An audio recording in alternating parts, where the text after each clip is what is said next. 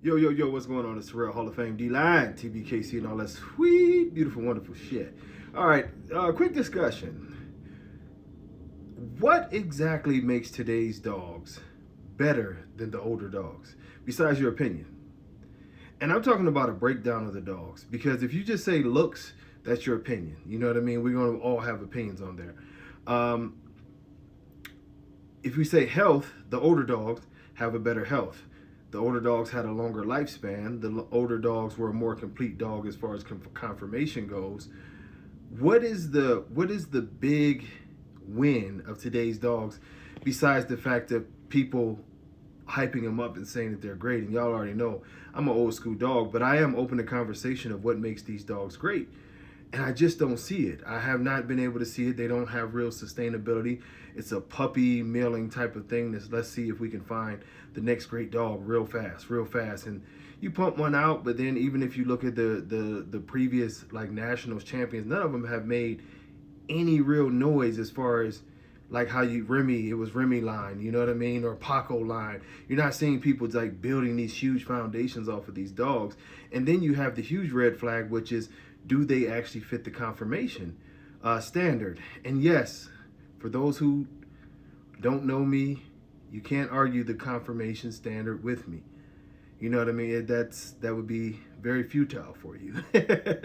I'm one of the originators. I helped write the shit. I know exactly what it's supposed to be. My dog was the first champion.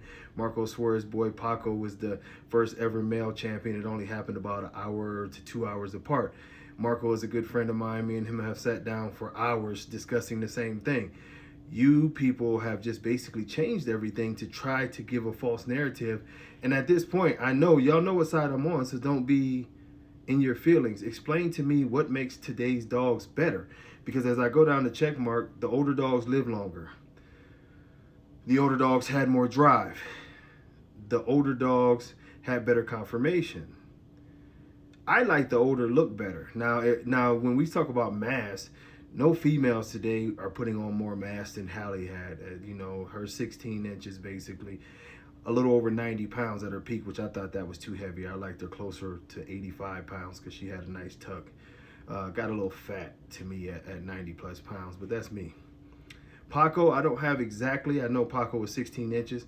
I don't know what he was on the scale, but just knowing dogs, I would say that he never weighed under 80 pounds. And he probably, in his prime, probably was closer to 90 pounds. If you ever seen Paco, you never said he was too skinny. At times you said he could afford to lose a pound or two eating all that good food, but this wasn't and I'm just saying this because this wasn't a mass thing. Pokemon, very massive dog. Remy, a very good sized dog, never mistaken for skinny, but he was more of the, what I guess people would want to call classic now.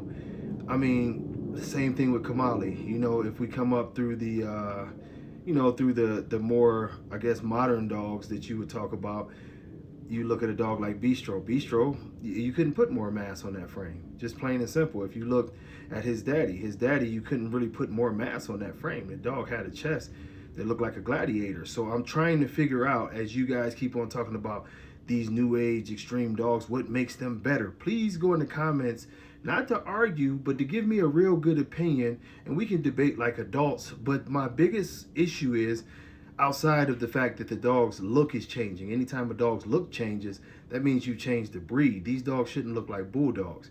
But as I look at the dogs today, I see more and more health issues. I see worse conformation. I see, even watching them in the show ring, you can tell that they don't have the same drive, and a lot of them don't have the same tenacity.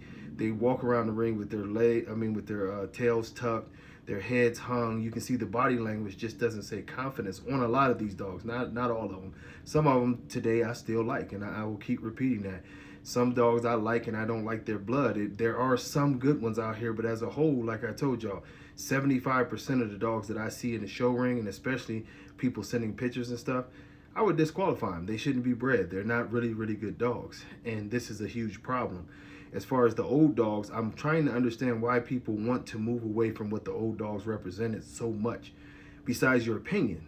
Now, I understand if your opinion is, I just like a dog that's real big with a bunch of wrinkles and a high rear. Okay, that's what you like. But you have to give me something to say that this dog was actually better. Open for discussion. Let's get it in. Peace.